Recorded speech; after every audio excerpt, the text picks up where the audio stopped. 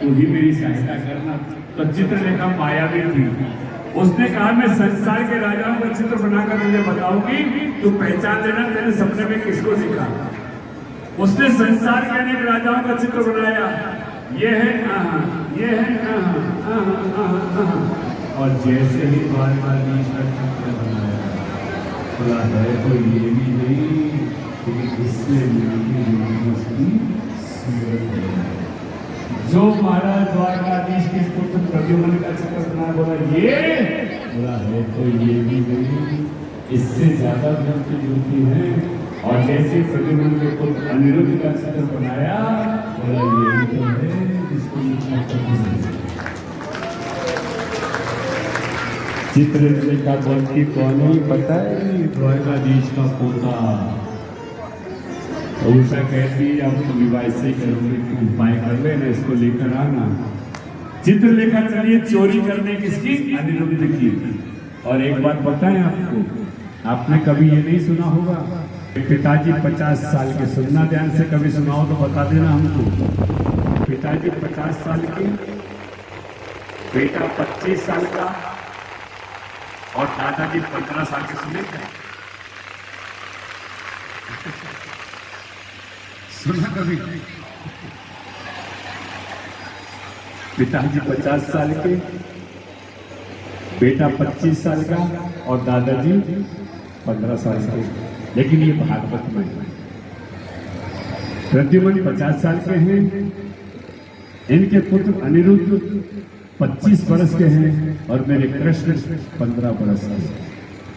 क्योंकि परमात्मा कभी 15 से आगे की यात्रा नहीं करते, कभी 15 से आगे बढ़ते नहीं है, क्योंकि हम हैं काल के बस में और काल है मेरे परमात्मा के बस में। 15 के आगे की यात्रा में विकार पैदा होते हैं और जब विकार पैदा होते हैं तो संस्कारों की आवश्यकता पड़ती है। मेरे परमात्मा में कोई विकार नहीं है। भागवत को कहने वाले सुखदेव जी 16 वर्ष के, लेकिन कई भागवत में उनको 16 वर्ष का नहीं लिखा। उनको लिखा तो क्या लिखा भागवत में, 2 8 वर्ष के सुखदेव जी, 2 8 वर्ष के, 16 वर्ष का नहीं बोला। आज महाराज चित्रलेखा चली है अपहरण करने, लेकिन द्वारिका की रक्षा करते हैं सुदर्शन चक्र। और जब तक सुदर्शन चक्र की रक्षा करे तब तक अनिरुद्ध की चोरी कैसे होगी, ऐसा मन में विचार करे तो सामने से ही नारायण नारायण। नारद जी को प्रणाम किया और कहा कि हे नारद जी मेरा साथ दीजिए, बोला काहे में, चोरी करने में। नारद जी बोले हम चोरी करने में साथ नहीं देते, भजन करना हो, कीर्तन करना हो, सत्संग करना हो तो हम साथ देंगे। तो चित्रलेखा ने कहा मैं कोई वस्तु की चोरी नहीं करने जा रही, मैं तो अनिरुद्ध का अपहरण करने जा रही हूँ। तो बोला नारद जी बोले मुझे क्या करना है कि सुदर्शन चक्र को थोड़ी देर अपनी बातों में लगाइए। बस नारद जी चले सुदर्शन चक्र के पास, सुदर्शन चक्र ने प्रणाम किया। नारद जी ने कहा क्या हाल चाल है? सुदर्शन बोला आपकी कृपा है, सब कुशल मंगल है। नारद जी बोले फिर एक काम कर, थोड़ी देर भजन कर। बोला मेरे पास टाइम क्यों, तेरे पास टाइम क्यों नहीं, क्या करता है तू? मैं द्वारिका की रक्षा करता हूँ। तो नारद जी बोले अरे कितना अभिमान करता है, द्वारिका की रक्षा तू क्या करेगा? भगवान अपने नगर की रक्षा खुद करते, तू क्या करेगा? चल बैठ बैठ बैठ बैठ बैठ बैठ, बिठा दिया और बैठा के नारायण श्रीमन नारायण श्रीमन नारायण नारायण नारायण बोलिए नारायण नारायण श्रीमन नारायण नारायण नारायण। तुझ में नारायण, मुझ में नारायण, तुझ में नारायण मुझ में नारायण, सब में नारायण नारायण नारायण, ओ सब में नारायण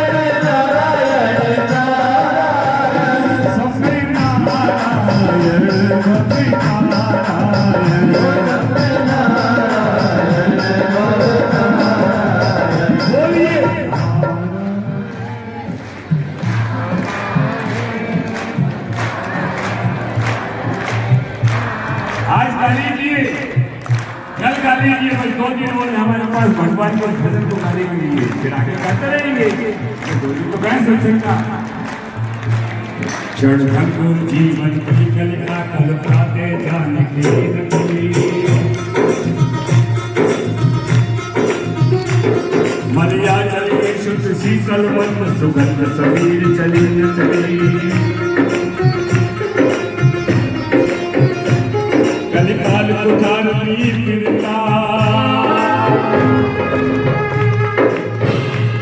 कलिकाल कुठार पीर फिरता तन मम है कोट झिली न झिली रख ले हरि नाम हरि रसना फिर अंत समय में हरि नहीं माता नारायण पिता नारायण माता नारायण पिता नारायण गुरु नारायण नारायण नारायण गुरु नारायण नारायण नारायण गुरु नारायण भव नारायण गुरु नारायण भव नारायण श्रीमन नारायण भजमन नारायण श्रीमन नारायण नारायण नारायण बोलो नारायण नारायण श्रीमन नारायण नारायण नारायण राम नारायण ब्रह्म नारायण राम नारायण ब्रह्म नारायण शिव नारायण नारायण नारायण नारायण नारायण नारायण शिव नारायण भव नारायण शिव नारायण भव नारायण नारायण प्रभु नारायण भक्ति नारायण नारायण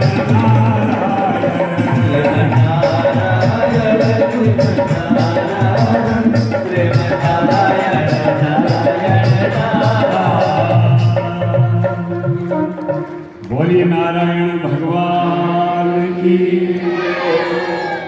मेरे नारायण आज नारद जी ने तो उनको भजन में लगा दिया और आकाश मार्ग से चले चित्रलेखा सोते हुए अनिरुद्ध को पलंग सहित आकाश सुदर्शन चक्र ने ऊपर देख लिया और कहा नारद जी ऐसा ना लगे तो कछु वस्तु चोरी होके चली जाए रही। नारद जी का तो काम हो गया। नारद जी बोले तेरा मन तो लगता नहीं, तू अपना काम कर, मैं तो नारायण नारायण नारायण। सोते हुए अनिरुद्ध को उषा के कक्ष में पहुंचा दिया चित्रलेखा ने। कई दिन तक यही रहे, कई दिन तक इसके कमरे में रहे उषा। और एक दिन एक सेवक ने जाकर बाणासुर को समाचार दिया, महाराज एक अनजान युवक आपकी पुत्री के कमरे में रहता है, आपकी पुत्री के लक्षण शुभ नहीं।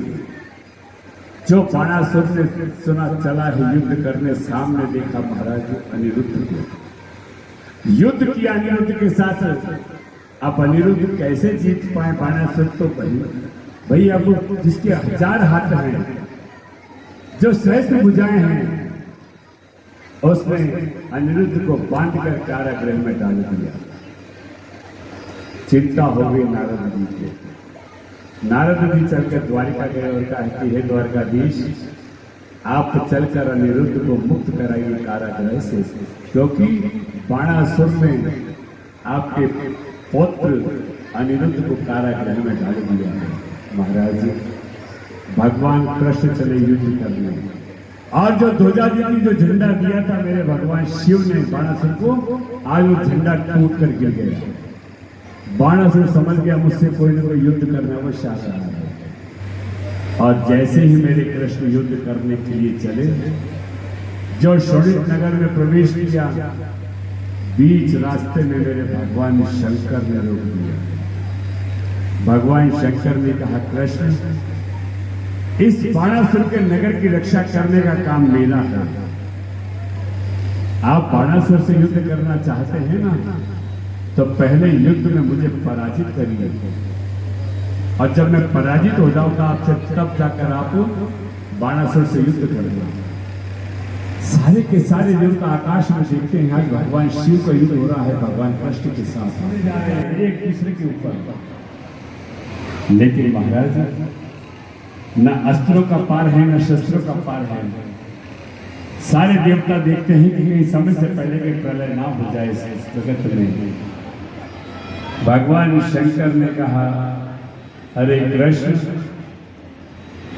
तुम्हारे तर्कस में वो बाण नहीं है, तुम्हारे पास वो बाण नहीं है जिस बाण से तुम मुझे मूर्छित कर सको, और जब तक तुम मुझे मूर्छित नहीं करोगे तब तक तुम बाणासुर से युद्ध कर नहीं सकते। भगवान शंकर ने अपने तर्कस में से एक बाण निकाल के दिया, जिसका नाम था जृंबाण। जृंबाण नाम का बाण दिया मेरे कृष्ण को, और कहा, कृष्ण, ये बाण लो, इस बाण को मेरे ऊपर छोड़ना, और ये जब बाण मुझको लगेगा ना, मैं मूर्छित हो जाऊंगा, उसके बाद जाकर बाणासुर से युद्ध करूंगा। भगवान कृष्ण ने उस बाण को लेकर अपने धनुष पे चढ़ाया। जैसे ही बाण छोड़ा, बाण जाकर भगवान शंकर के हृदय स्थल पर लगा। भगवान शंकर मूर्छित हो गए। आप गए हैं कृष्ण, बाणासुर को ललकार दिया, बाणासुर से युद्ध किया, और बाणासुर की 1000 भुजाओं को ऐसे काटने लगे, एक एक करके, जैसे कोई लकड़हारा लकड़ी को काटता है, ऐसे काटने लगे। 4 भुजाएं बची जब बाणासुर की, भगवान शंकर की मूर्छा जागी। तो भगवान शंकर ने कहा, अरे द्वारकाधीश, इसका वध मत करना, इसको जान से मत मारना। मेरे द्वारकाधीश ने कहा कि हे मेरे भोलेनाथ, मैं भी जानता हूं ये प्रहलाद का वंशज है, और मैंने प्रहलाद को वचन दिया है कि तेरे वंश में मैं किसी का वध नहीं करूंगा। तो भगवान शंकर ने कहा, अरे बाणासुर, अनिरुद्ध को कारागृह से मुक्त कर, और अपने पुत्री उषा का विवाह अनिरुद्ध के साथ संपन्न कर। आज कारागृह से मुक्त किया गया अनिरुद्ध को, और जब अनिरुद्ध को मुक्त किया गया, अनिरुद्ध का विवाह उषा के साथ संपन्न हुआ। ये कथा नारद जी ने ब्रह्मा जी को, सनत कुमारों ने व्यास जी को, और यही कथा सूत जी महाराज ने शौनक आदि ऋषियों को सुनाई है। बोलिए शंकर भगवान की। आज कहने लगे शौनक आदि ऋषि कि हे मेरे प्रभु, एक बात बताइए गुरुदेव, हमने सुना है कि देवी पार्वती ने महिषासुर का वध किया। एक असुर था जिसका नाम था महिषासुर। इसका वध कैसे हुआ और पार्वती ने क्यों किया, इस कथा का वर्णन करते हुए कहते हैं कि हे शौनक आदि ऋषियों, एक राजा था जिनका नाम था धनु। इनके 2 पुत्र थे, रंभ और करम्भ। दोनों पुत्रों के संतान नहीं थी, तो रंभ और करम्भ समुद्र के अंदर समाधि लगाकर भजन करने लगे, तपस्या करने लगे। एक दिन एक मगर आया, और मगर ने आकर करम्भ को मार दिया। रंभ ने देखा कि मेरे भाई का वध कर दिया इस मगर ने, तो रंभ समुद्र से बाहर निकल कर आया, पानी से बाहर निकल कर आया, बाहर बैठकर अग्नि चारों तरफ लगाकर पुत्र की प्राप्ति के लिए ब्रह्मा जी का आज तपस्या करने लगे। ऐसी कठोर तपस्या करी तो ब्रह्मा जी प्रसन्न होकर बोलते हैं, बताओ तुम्हें क्या वरदान चाहिए। तो ब्रह्मा जी, मेरे कोई संतान नहीं है, मुझे पुत्र चाहिए। अब सुनना ध्यान से कथा को, कथा क्या आपको दर्शन देना चाहती है। ब्रह्मा जी ने कहा, रंभ, तुम पुत्र चाहते हो ना, तो तुम्हारा पूजन करके जब यहाँ से जाओगे, तुम्हारे सामने यदि कोई आ जाए और यदि आपने प्रेम भरी दृष्टि उसको देख ली, उसी से तुम्हें संतान की प्राप्ति हो जाएगी। रंभ चले यहाँ से, और सामने रास्ते में उनको एक सुंदर सी महिषी, एक भैंस दिखी। जैसी भैंस दिखी महाराज, उन्होंने भैंस को प्रेम से देख लिया और भैंस के गर्भ में, क्योंकि ब्रह्मा जी का वरदान था। जैसे ही भैंस को गर्भ रहा, भैंस जब उसमें गई है महाराज, तो भैंस का पति कौन, बोलिए ना, भैंस का पति कौन होता है? भैंसा, तो जोर से बोलिए ना। यमराज किस में बैठ कर आते हैं? भैंसा पर तो बैठ कर आते हैं ना। तो भैंसे ने देखा कि मेरी पत्नी अभी गई थी और इसको तो कर रही है, कारण क्या, इसके जन्म कैसे नहीं हुआ? उसने ध्यान लगाया, उसने ध्यान में देख लिया कि एक रंभ है जिसने दृष्टि डाली और मेरी भैंस को गर्भवती कर दिया। वो मारने चला रंभ को, और उसने रंभ को मारा, अपने सींगों से, अपने पांव से कुचल कुचल कर सींगों से फाड़ दिया और उसको मार दिया। जब उसको मार दिया रंभ को, तो रंभ की चिता सजाई गई। इधर महाराज उस महिषी ने सुना, भैंस ने सुना कि जिसका गर्भ मेरे अंदर है उसको मेरे पति ने मार दिया, और वो चिता उसकी जलाई डाली, तो मैं उसके साथ सती हो जाऊंगी। जैसे ही चिता जलाई, भैंस भागी, और जैसे ही चिता में गई है प्रवेश किया, एक सुंदर सा पुत्र पैदा हो गया। सुंदर सा पुत्र मनुष्याकार का। अब महिषी से पैदा हुआ तो उसका नाम हो गया महिषासुर। महिषासुर ने तपस्या करी, ऐसी घनघोर तपस्या करी, और जब ब्रह्मा जी से वरदान क्या मांगा, मैं किसी देवता के द्वारा नहीं मारा जाऊंगा, मैं मारा जाऊं तो स्त्री के द्वारा मारा जाऊं। भगवान शंकर भी मेरा वध नहीं कर पाए, स्त्री के द्वारा मारा जाऊं, और एक ऐसी स्त्री, उस स्त्री के द्वारा मारा जाऊं जिसने कभी अपने पति पर क्रोध नहीं किया। अब ऐसी कौन है महाराज 33 कोटि देवताओं में? किसकी पत्नी है जो गुस्सा नहीं करती? कोई पत्नी कभी गुस्सा नहीं करती क्या? अरे हाय ना तो करती नहीं करती पत्नी नहीं, पत्नी गुस्सा ना करे ऐसा हो सकता क्या? लेकिन 33 कोटि देवी देवताओं में सिर्फ एक मेरे भगवान शंकर की जो अर्धांगिनी है देवी पार्वती, जिन्होंने जीवन में कभी मेरे भोलेनाथ को क्रोध नहीं किया। ब्रह्मा जी के ब्रह्मांडी ने तो कर दिया कि जब ब्रह्मा जी तप करने के लिए बैठे, हवन करने के लिए बैठे थे, तो ब्रह्मांडी सजने चली गई, क्योंकि स्त्रियों को सजना अच्छा लगता है ना। अब सजने तो चली गई, ब्राह्मण कहने लगे ब्रह्मा जी से कि तुरंत बुलाइए क्योंकि समय निकला जा रहा है। ब्रह्मा जी ने आवाज दी, ब्रह्माणी जल्दी आओ। ब्रह्माणी बोली अभी आई, 5 मिनट में आई। 5 मिनट तो महाराज कितने लंबे होते हैं। जब वो नहीं आई बहुत देर होगी, तो ब्राह्मण बोले समय निकला जा रहा है, तो सारे ब्राह्मणों ने वहां पर वेदों की माता गायत्री को महाराज प्रकट कर दिया, और गायत्री को साथ में बैठा दिया हवन में। जैसी माता गायत्री को बिठाया, ब्रह्माणी चलकर आई। अब ब्रह्माणी ने देखा कि मेरे होते हुए आप मुझको छोड़कर आप हवन में बैठ गए, मैं तुम्हें आज क्रोध में आकर श्राप लेती हूं, जगत में तुम्हारा कोई भी मंदिर नहीं बनेगा, तुम्हारा एक ही मंदिर बनेगा बस। वो कहां पर है? ब्रह्मा जी का एक ही मंदिर है, पुष्कर में। और ये मंदिर भी तब बनेगा जब आप कन्या दान करोगे। ब्रह्मा जी किसको कन्या? इसीलिए सुन लेना, ब्रह्मा जी ने कन्या दान किया किसका? कृष्ण और राधा का विवाह करवाया। राधा और कृष्ण का विवाह ब्रह्मा जी ने करवा के कन्या दान किया था इस राधा का, तब जाकर पुष्कर जी का मंदिर बना। तो क्रोध कर लिया ना। और एक दिन लक्ष्मी जी सज रही थी, मेरे नारायण चलकर आए, और मेरे नारायण ने देखा कि लक्ष्मी जी सज रही है, तो महाराज बहुत जोर से हंसे। जैसी हंसे लक्ष्मी जी को क्रोध आ गया। लक्ष्मी जी ने गुस्से में कह दिया, आपने मुझे देखकर इतनी जोर जोर से हंसे हो, एक दिन तुम्हें घोड़े के रूप में अवतार लेना पड़ेगा। घोड़े की तरह हंसे हो? घोड़े का अवतार लिया मेरे भगवान विष्णु ने, लेकिन मेरी देवी पार्वती ने कभी क्रोध ही नहीं किया। आज महाराज सारे के सारे देवता जब परेशान हो गए इस महिषासुर से, देवी पार्वती सिर्फ एक ऐसी देवी है जिन्होंने कभी आप पर क्रोध नहीं किया, वही महिषासुर का वध कर सकती हैं। तो महाराज भगवान शंकर ने कहा, आने दो समय, जब समय होगा तो अपने आप कोई न कोई परिस्थिति पैदा हो जाएगी। और एक दिन देवी पार्वती भोजन बना रही थी और भगवान शंकर भोजन कर रहे थे। और जैसे भगवान शंकर भोजन कर रहे थे, भगवान शंकर ने बहुत कोशिश करी कि देवी पार्वती को क्रोध आ जाए, पार्वती को क्रोध नहीं आया। इधर चलकर आया, बोले हनुमान जी महाराज की।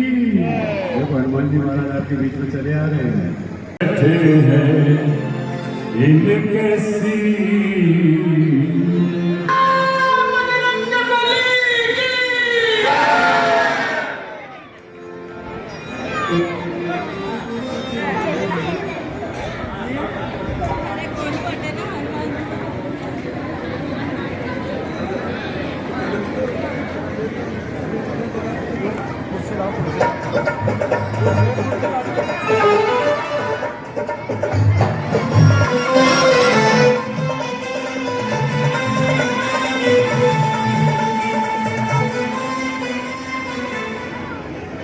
एक बार जयकारा जोर से लगा दीजिए, बोले हनुमान जी महाराज की। अरे और जोर से लगा दीजिए, बोलिए बजरंगबली की।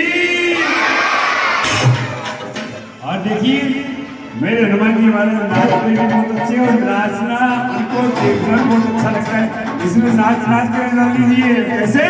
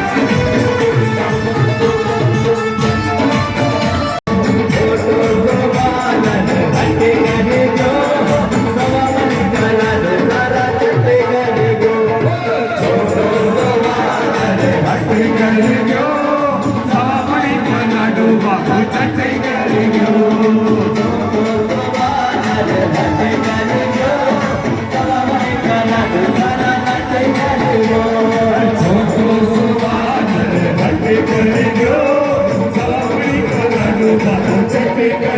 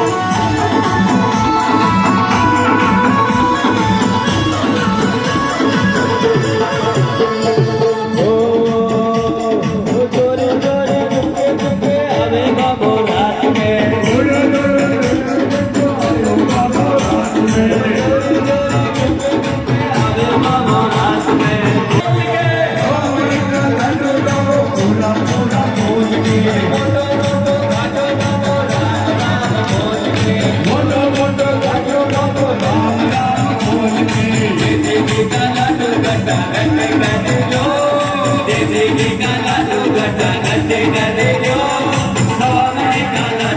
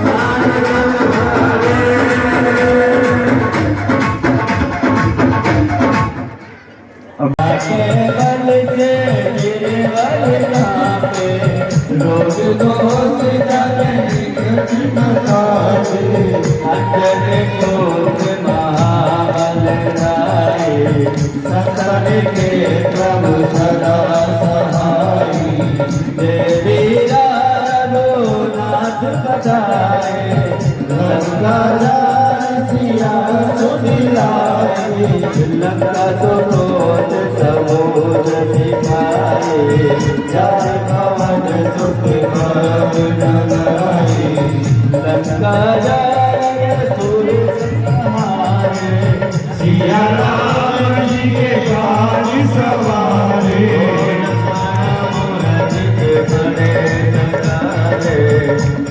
सजीवन काल उगारे बेटी माता तोरे अवतारे भैरावन की पूजा पारे बाए पूजा तुरे जल मारे ताई पूजा सरल जल धारे तुरे नर मुनि जन आरती उतारे जय जय जय हनुमान उचारे ओम ज्ञानदार कपूर लोचारे आरती करते अंजना माई जो हनुमान की आरती गावे बजने उनके बराबर बज पावे लंका विवाद किए रघुराई तुलसीदास स्वामी की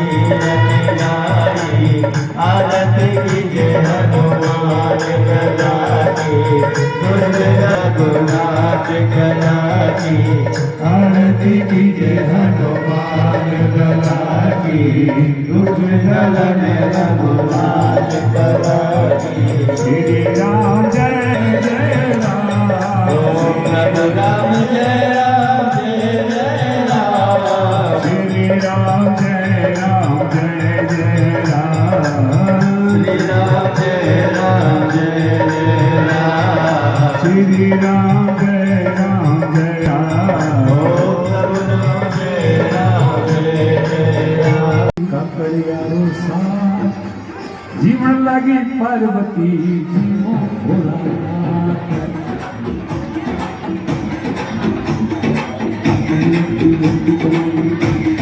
काकड़ियारो सा जीवन लागे जीवन लागे परवसन लागे पार्वती जीवो भोलानाथ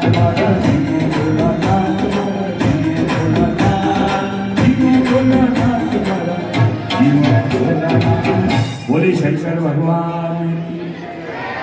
और जैसे माता पार्वती आज बाहर निकल गया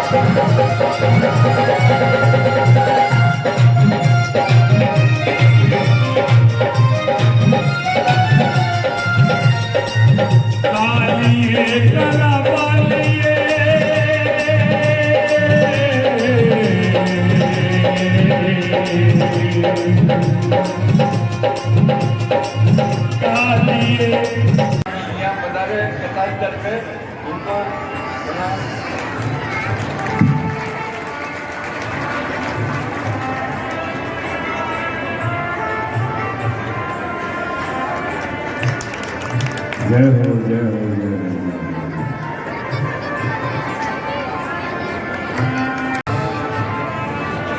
सभी से निवेदन है कि अपने ऐसे मनवारे जोधपुर की